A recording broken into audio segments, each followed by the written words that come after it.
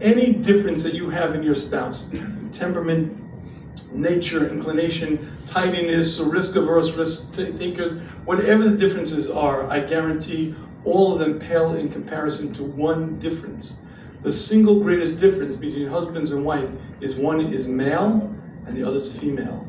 And male and females are opposite, completely, utterly, radically different in every way. Temperament, nature, inclination, interest, they're so different that you might as well say they're from different planets. But guess what? Hashem wants marriages to succeed. And provided you work on the tools that bond, you create the bond, you create the connection, you find a way to negotiate things. My way, your way, it really doesn't matter. We find a way, as long as you're best friends that love each other, as long as you work on the marriage, as long as you're connected, you find a way to negotiate life. And any couple that says, but we're so different, I say to them one thing: all of your differences are nothing compared to that single difference that he's a male and you're a female, and yet somehow marriages succeed if you actually work on it, and if you actually work on the relationship and learn to embrace the other person. Please talk about being husband and wife on the same page in front of children. If the mother asks something from child, the husband shouldn't say the opposite in front of the child. It makes more conflict and confuses the child and not listening to parents. Right. By the way, I cannot agree more. You guys should be a unified front. And by the way, I guarantee anything that you do wrong in parenting a child, the division between husband and wife will do much more damage. What I mean by that is as follows. Let's assume that the husband is very strict and the wife is very lenient. Who should they listen to? Doesn't care. I don't care. One thing I do care. If you guys are together, a unified front, your children are being brought up in a happy home, a secure home, and everything is good. The minute mommy and daddy are fighting about any issue, the very nature of their world is becoming undone. And any damage that you think being too lenient or too strict or too whatever, too organized, is nothing compared to the damage that you're going to do in bringing up your children in a rocky home. Did I mention this before? I was here at Shir 1. Anyone else Shir 1? My wife and I, we had one of our kids, when our oldest daughter was in grade school, there was a certain issue with the school, and they asked us to see Dr. Rita Underberg. Dr. Rita Underberg had been the head of University of Rochester's psychology department. She had recently retired, and she was teaching parents how to deal with children. Anyway, we went to this woman, and I was astonished by her wisdom. She was a student of Chaim Ganat, and she was just brilliant. I took copious notes. It only took us 2 sessions to learn to deal with our daughter, but my wife and I went for years, literally for years. Every week we went. I begged this woman to write a book. In the end, I said to her, I'll write it with you. Unfortunately, she died before she wrote it, but I made a huge, huge discovery. I was an intelligent fellow. I was a Rebbe in high school, and I had 6 kids. And I realized that I knew very little about disciplining children. I knew very little about parenting children. Do you know how most parents discipline their children? Most parents discipline their children based on their temperament. That means if you by nature are very rigid, that's how you're going to bring up your kids. If you by nature are more easygoing, that's how you're going to bring up your kids. But I guarantee, and I can't tell you how many parents say to me, well, if I'm going to give in to my husband and be very strict, I'm going to damage my kids. If I'm going to give in to my wife and be very lenient, we're going to damage the kids. I guarantee too strict or too lenient won't damage the kids, but fighting in the home will. And you guys have to be a unified front. You have to be one entity together, and that's the only way it's going to work. Is there a red line where there's like a certain point where one is just terribly toxic to the kids, where you have to say, I imagine, of course, abuse, you have to make World War III, right? You can't just say, well, he or she beats up the kids, so hey, right. At that point, you must get in a third party. Okay, so there. At that point, you must get in a third party. Say, like yelling, screaming on a regular basis, and the kids are like. If there's what we call real damage to the children, you have to get in a third party. That could be a role, it could be a therapist, it could be somebody else. Because the minute it's going to be you against a spouse, that's going to exacerbate the problem far worse, damage the children far worse, and it's going to make life pretty tough. So I recommend getting a therapist. Okay, I read in your book how women, oh, you read the book, good. I read in the book how women are talkers, and I also read sometimes that it's not good to talk to women too much, even your own wife. So how does that work? Don't worry about it. Talk, talk, talk. It's fine. Don't worry about it. Okay. If I said 5 by 7, so you gotta write big so I can read this. All right, if there are never mistakes in marriage, how do we explain intermarriage? Clearly there are mistakes, right? Okay, ladies and gentlemen, can you marry the wrong one? 100%. Absolutely. But it's bashared. It's bashared. How could it be? So let me explain to you what bashared means. We know that exactly what a person is supposed to go through in life is set, including how much money they're to make, who they're supposed to marry, which home they're supposed to own. Okay, let's imagine it's Yom Kippur. I'm sitting in shul and I'm davening, my talis over my head, I'm chuckling, and I hear a heavenly voice, Shafeir, yeah, I was sent from heaven. Yeah, what? I was sent to tell you this year you'll make $10 million. Whoa, $10 million bucks, wow. I leave shul happy as a lark, quit my day job, don't even look in the papers. I know what's going to be. I'm making $10 million. What's going to happen that year? Likely, I'm going to go hungry. Because you see, when Hashem determines how much money I'm going to make, that's assuming a certain proviso, that I do my part. My part is to go about this world in the ways of the world. To earn a living, you have to get a job. To get married, you have to find the right one. If a guy's 25, 28, 30, and says, listen, Hashem, you want me to find the right one? Bring her to me. I'm very busy, I have stuff doing. Hashem, bring her to me. Likely that guy is going to remain single forever. But bashared 40 days before the child's born. Bashared doesn't mean it's going to happen. Bashared means it's accessible, it's available, it's what should be. But you got to do your part. To stay healthy, you eat right, you exercise, to earn a living, you get a job. And when it's time to find the right one, you go out there and you look for that person. But you have to do your part. So if you ask me, can you marry the wrong one? 100%. And I've seen it regularly.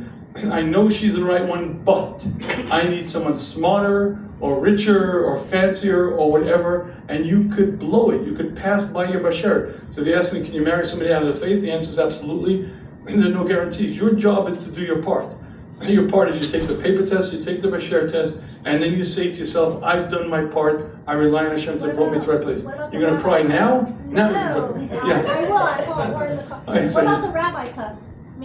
The rabbi test? I took one of those. It's called smicha. I studied it many years. And you bring the potential person to the rabbis. And if the rabbi is supposed to marry that potential person, it's a good test. But if you're supposed to marry the person, we got to bring it to the you. No, but don't you talk bring the potential other? Yeah, it's a nice idea to bring to the rabbi, but the question, see, one second. The rabbi is going to ask him one question. How do you feel? What's going on in you? Is it right for you? The rabbi's not... Okay, can I ask another one on top of it? What about premarital counseling? Would you recommend that? Premarital counseling? First of all, get a book. It's a lot cheaper, a lot easier. You buy the book, you read it, you know, right? That's easy. Okay, how do I know what not to do based upon the past? Yes. What does it mean? What? How do you know, basically, in other words, how do you know what not to do based on the past events that could preclude? Okay, so one thing for sure, how did it turn out for you?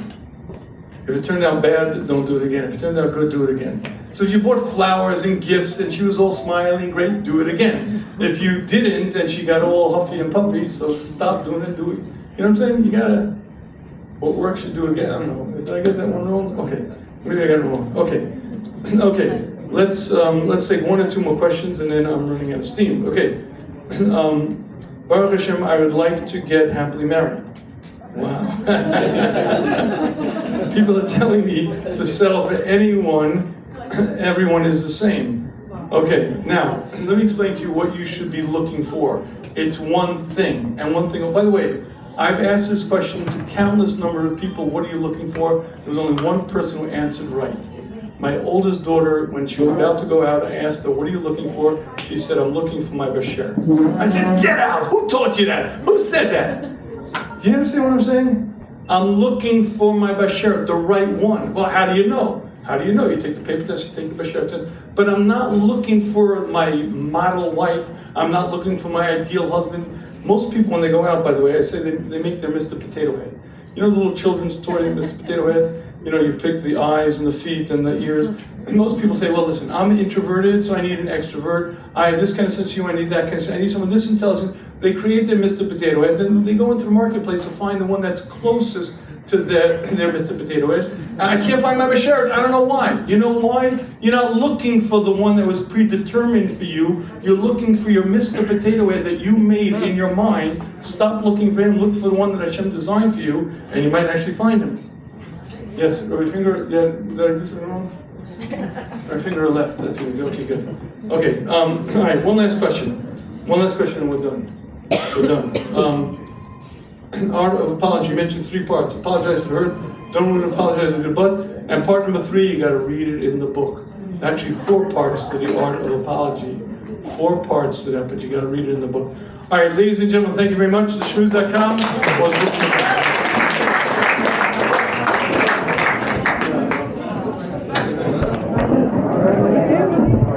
Yeah, never get married.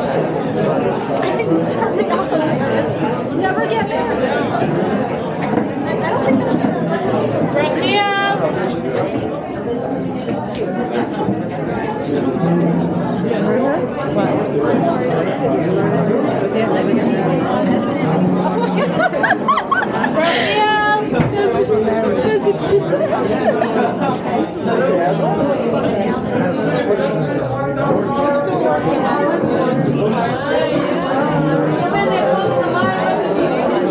Really funny. I was in a public school last year. I couldn't find it. No, I couldn't find the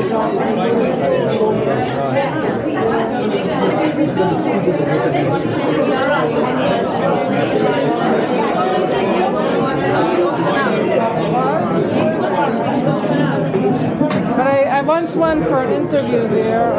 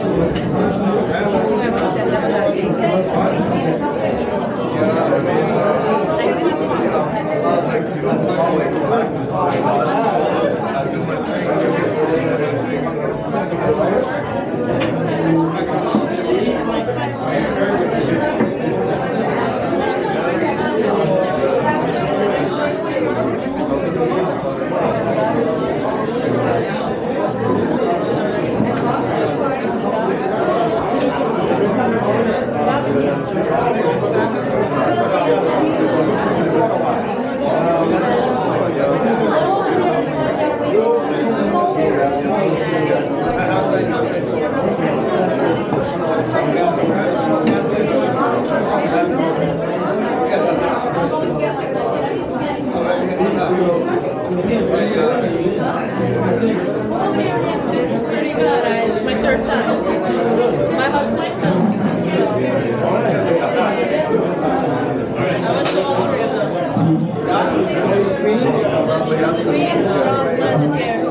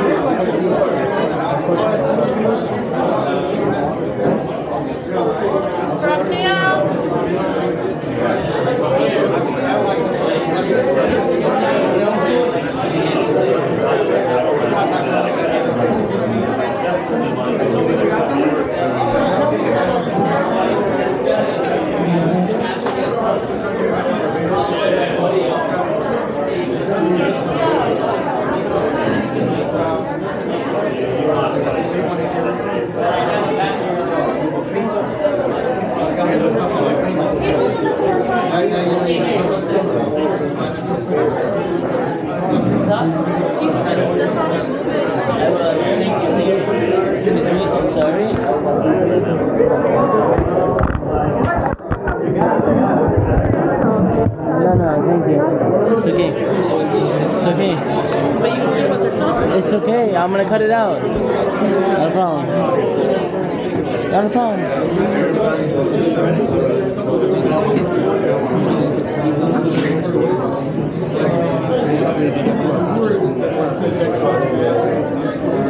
Bar, excuse me.